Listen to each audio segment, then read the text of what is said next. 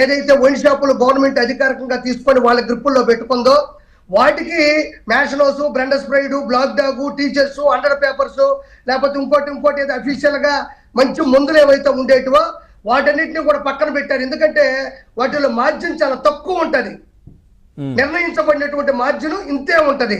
అది ఉంటే మనం బతకలేం కదా, మనం అడ్డగోలుగా డబ్బులు సంపాదించలేం. కాబట్టి జగన్మోహన్ రెడ్డి యొక్క తొత్తులకి, బంధువులకి, భజన చేసేటువంటి వ్యక్తులకి డబ్బులు ఎక్కువ మోతాదులు ఇవ్వాలని చెప్పి ఏం చేశాడంటే జగన్మోహన్ రెడ్డి ప్రత్యేకంగా కొన్ని ఏదైతే ఈ మందుని సరఫరా చేసే కంపెనీలు ఉంటాయో ఆ కంపెనీలు కూడా విజయసాయి రెడ్డి, పెద్దిరెడ్డి రామచంద్రారెడ్డి, పెద్దిరెడ్డి మిథున్ రెడ్డి, ఈ మన కసిరెడ్డి రాజశేఖర్ వీళ్ళందరూ కూడా వాళ్ళ బినామీలకు ఇచ్చి వాళ్ళే ఒక సామ్రాజ్యాన్ని సృష్టించి వాళ్ళే చీప్ గా ఉండే మందుని, అంటే ఇంత ముందు ఉండే అఫీషియల్స్ మంచి మందుల్ని, నికాల్స్గా ఉండే మందులందరినీ కూడా డిలీట్ చేసి కేవలం ఏదో మీకు ఒక విషయం చెప్పాలన్నయ్య, ఇన్స్టెంట్ మందుని కనిపెట్టింది ఎవరు ఉన్నారు? ఇన్స్టెంట్ మందుని ఈ ప్రపంచంలో జగన్మోహన్ రెడ్డి.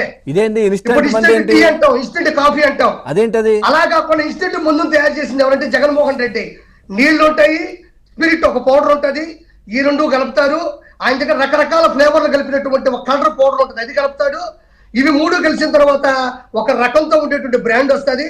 దానికి ఒక గాజు సీసా ఉంటుంది, స్ట్రక్చర్ ఉంటుంది, దానికి ఒక లేబుల్ ఉంటుంది. ఈ నీళ్లు, ఈ పౌడర్, ఈ గాజు, ఒక లేబుల్, ఇది కలిపితే బ్రెండస్ స్ప్రేడ్ కలిపి మ్యాషనోస్ అన్నవనుకోండి కలర్ మారుస్తాడు అంతే. ఈ నీళ్ళే ఇది ఉండేటువంటి స్పిరిట్ ఇది మారుస్తాడు, బాటిల్ మారుస్తాడు. అంటే 100 రూపాయలకి పాత రోజుల్లో 10 రూపాయలు మిగిలితే ఈ రోజు 90 రూపాయలు మిగిలేటట్టు కూడా జగన్మోహన్ రెడ్డి ప్రత్యేకంగా చర్యలు చేపట్టాడు. అంటే సంపూర్ణ మద్యపాన నిషేధాన్ని పక్కన పెట్టాడు, ప్రభుత్వం వైన్ షాపులు చేతిలో పెట్టుకుంది. అది కాకుండా కల్తీ ముందమ్మాడు, ఎక్కువ మార్జిన్ తీసుకున్నాడు. అది కాక ప్రజల యొక్క ప్రాణాలతో చెలగాటం ఆడాడు జగన్మోహన్ రెడ్డి. వాళ్ళ లెవర్లు చెడిపోయి, మత్తెక్కిపోయి, తలకాయ తిరిగిపోయి, నేను అప్పుడు ఇక్కడ నెల్లూరులో కూడా తిరుగుతున్నప్పుడు ఒక్కొక్కరు దండం పెట్టేవాళ్ళు. నాయన అంతకుముందు ముందు దాగినా పనిచేసి వచ్చి కడుపుండా కూడిది ఇంట్లో కొనుక్కునే వాళ్ళు, పనిచేసిన వాళ్ళు ఈరోజు తెక్క రేగిపోతుంది, ఏం చేస్తారో వాళ్ళకి అర్థం కావట్లేదని చేశాడు జగన్మోహన్ రెడ్డి. మద్యపాన నిషేధం అన్నారు కదా, మళ్ళీ మద్యం దాగకుండా ఆ విధంగా చేశారనుకోవచ్చా?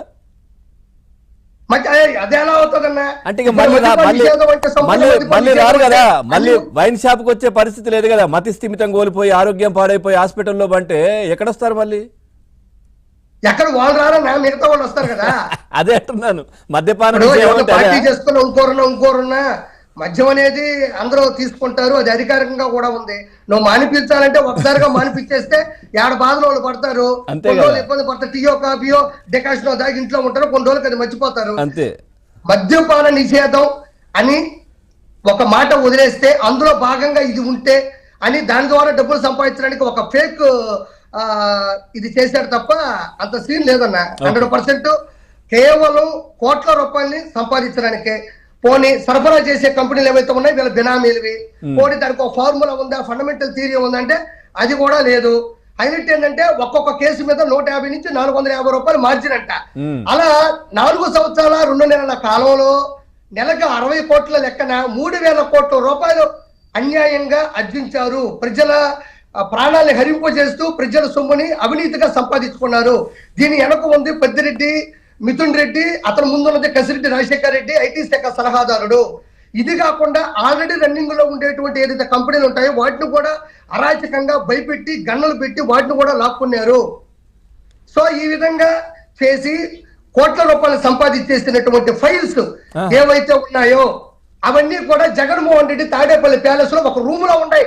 వాటి హార్డ్ డిస్కులు, చిప్పులు, పెన్ డ్రైవ్లు, డైరీలు, రోజువారీ కూలీలు ఏదో మొత్తం ఉంటారు కదా, అవన్నీ కూడా ఆ వెనకున్నాయి. నెలకు వచ్చిన 60 కోట్ల రూపాయలు అయితేనేమి, ఇంకోటి డిజిటల్ ప్రాసెస్ లేదు, ఫోన్ పే లేదు, గూగుల్ పే లేదు, ఒక కరెంట్ అకౌంట్ లేదు, వాటికి సంబంధించిన లెక్కలు లేవు, వాటికి సంబంధించి ఒక జిఎస్టీ ఉంటుంది. ఒక ప్రాముఖ్యంగా గవర్నమెంట్ కి రావాల్సిన డబ్బులు సంబంధించిన ప్రతి ఒక్క స్టేట్మెంట్ ఒక బ్యాంకు ద్వారా ఉండాలి కదా. వాటికి సంబంధించినటువంటి ఎటువంటిది కూడా లేకుండా, ఫోన్ పే, గూగుల్ పే లేకుండా ప్రైవేటీకరణ చేస్తే ఎక్కడ